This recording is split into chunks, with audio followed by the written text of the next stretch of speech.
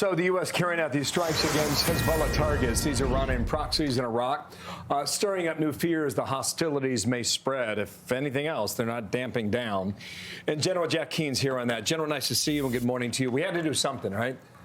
We had our own people hit in this latest round. But I mean, you could argue right now that we're hitting Hezbollah and the Houthi rebels at the same time. Where do you see this going? How do you see it now?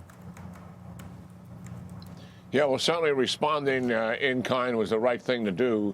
We have to recognize that Kataib Hezbollah, which is the Iranian-backed militia group inside of Iraq, they are armed, trained, and funded by the Iranians. And obviously, shooting advanced weapon systems in terms of ballistic missiles is something Iran has provided to them, has also provided to the Hezbollah in Lebanon, and also to the Houthis in Yemen.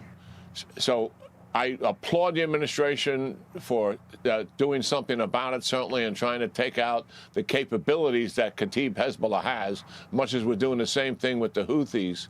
But until we go to the center of gravity and deal with Iran, change the strategic framework that we have with them, recognize that diplomatic appeasement and negotiation has not worked. We need to isolate Iran internationally. Economically, we've really got to go back to the full throttle sanctions and come forward to the Congress and the American people and tell us what the comprehensive sanctions are that the administration says they're imposing, because the evidence does not support it. Iran is flush with oil money.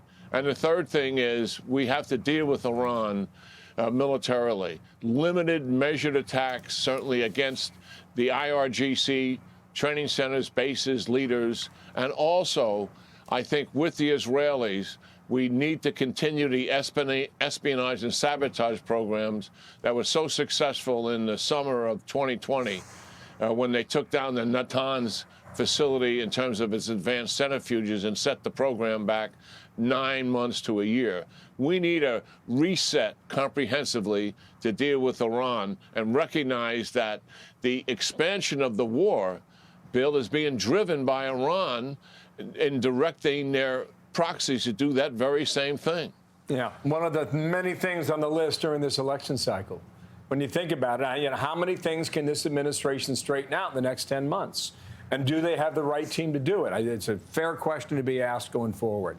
Now, quickly, in southern Gaza with 24 Israeli soldiers dead, do you believe they were getting close to the Hamas leader? I'm not sure. Where we are really is in northern Gaza, the troops there, a number of brigades have left. The troops that are there are in a hold position, making certain that they maintain the territory that they've taken. And they're also beginning to establish the buffer zone there like they are in other places. In the south, the clearing operation systematically is still going on. The air bombing campaign has dramatically been reduced. In the central part, the Israelis seem to be surrounding the major city there and Hamas's locations. They haven't really begun the clearing.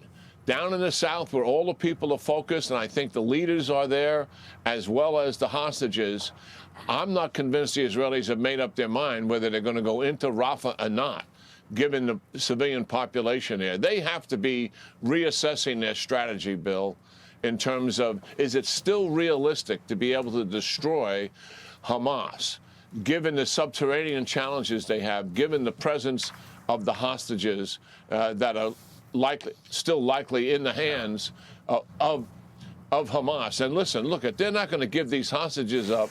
They're their ticket for freedom for the leaders themselves.